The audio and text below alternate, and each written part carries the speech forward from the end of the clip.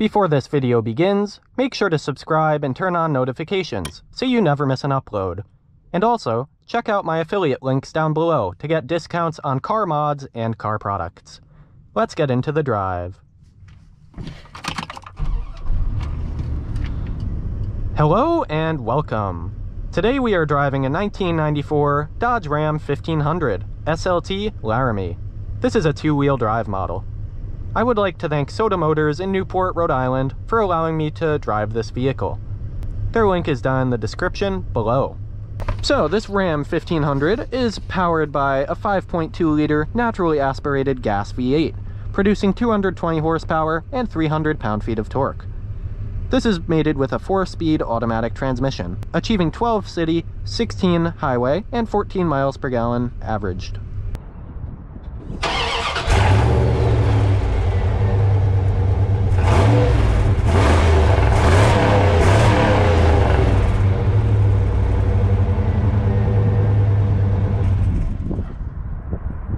This is a 26-gallon fuel tank present in here. This has about 70,000 miles and is stickering around $12,000. This rides on 16-inch wheels that are chrome-clad steel ones, and they have 275 wide tires on them. This is a short bed version and can tow 4,800 pounds with an 1,885 pound payload. This does have a driver's airbag and ABS, and it does have power mirrors. Alright, let's get this out on the road. This does have a column shifter, so that'll be interesting, and it does have an aftermarket radio header in here.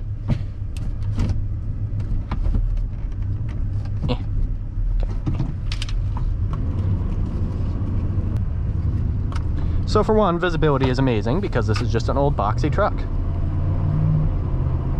So this is powered with the 4-speed automatic. So far it seems okay. The steering here is a dead zone. As you can see, I'm doing all this and nothing is happening. But it's okay. It certainly drives like an old truck. Yeah, this is kind of hard to keep perfectly straight in a line due to that dead spot in the steering, but that is typical of trucks of this age.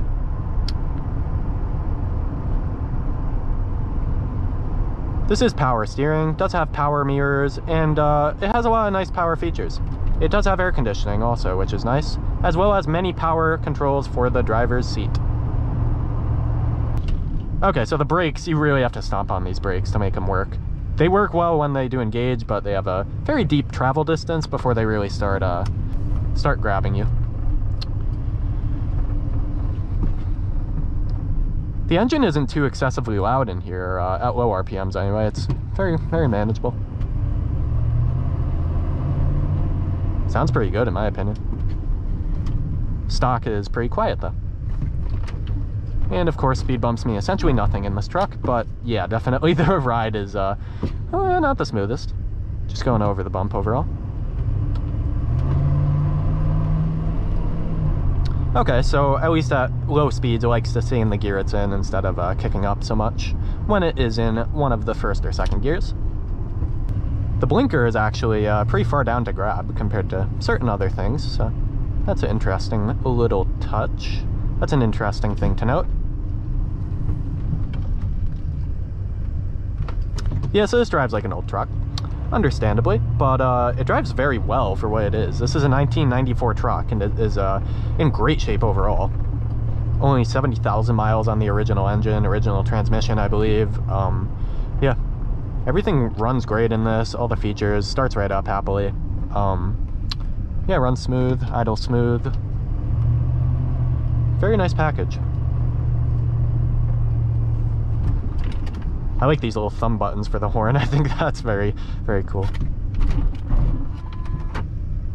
Yeah, the brakes are certainly not the smoothest. They do their job effectively. It's nothing wrong with that, but they just, you really have to stomp on them before they engage. So for the steering itself, besides that dead zone, it's not the lightest steering, but it's not overly heavy. It's definitely doable.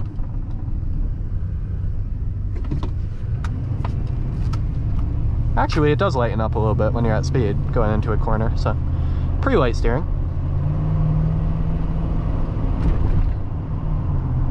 Once again, being only 4 gears, it obviously likes to stay in its own gear for a while. Going into this corner, let's see. Okay, massive, massive body roll. That is once again expected. None of that is unexpected, just something to mention. Yeah, wow, I'm not used to brakes like this, where you just have to stomp it so hard to get any response. But they're confidence inspiring once you get deep into the pedal. All trucks are like that. Older trucks. This does have the fast blinker, which is kind of cool. So it'll blink at twice the rate of other common ones. For the interior itself, this little shag carpet piece, this is just to protect the dashboard from becoming cracked. There are, to my knowledge, no cracks in this, so they just want it to be preserved well, which I appreciate, as if I were to be the buyer. And the rest of this interior, it's very utilitarian, expectedly. So it has a pull-out drink holder right there, pull-out ashtray right there, and just most other stuff is going to be very, very basic. But it's not going to break. It's very basically made, and it's held up well, so that's good.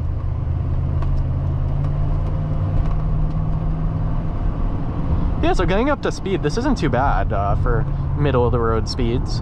Going about 45 right now. The engine sounds good. It's a pretty direct response with the pedal. It's actually not it's not tugging you forwards or anything, like jumping back in. It's moderately refined, I would say, at least in those two connections, the pedal to the engine. So that's pleasant, makes it more pleasant to drive than I was possibly expecting.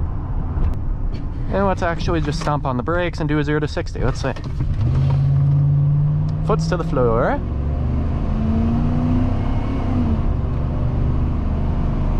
And there is 60.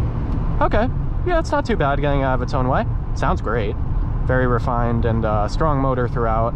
No shudder, no, you know, no differences throughout any of the rev range. As for the ride, it's a very loose ride. It is a big truck, but going over bumps, it absorbs them pretty well. It's a bit bouncy, as most trucks are going to be, especially an older one. But overall, it's really not that bad. It's not throwing you around everywhere. It doesn't ever feel too tippy, at least in general straightaways and light cornering. It doesn't feel tippy. The tires are large, but the wheels aren't that large at 16-inch, so I think it's a good balance between those for assisting the ride as much as it can. Currently going about 50. It's actually moderately quiet in here. Tire noise is almost non-existent. Wind noise is a little bit present, but it's actually pretty quiet in here, surprisingly.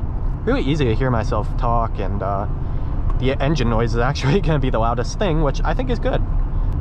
They are power adjustable mirrors in there, on the left and the right, so that is cool, and they have chrome capping. Yeah, you can hear a little bit rattle around when you go through some bumps. That's expected. You can see the shifter stock moving around during those times. All just typical stuff of a 94 truck.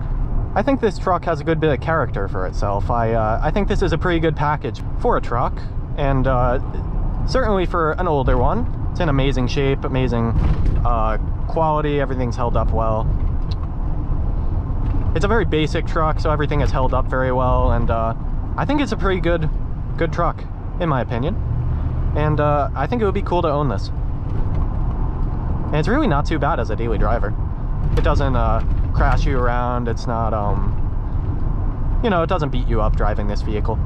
And that'll just about wrap up this drive of a 1994 Ram 1500 Laramie SLT. Thank you to Soda Motors once again in Newport, Rhode Island for allowing me to drive it. And thank you for watching. Take care.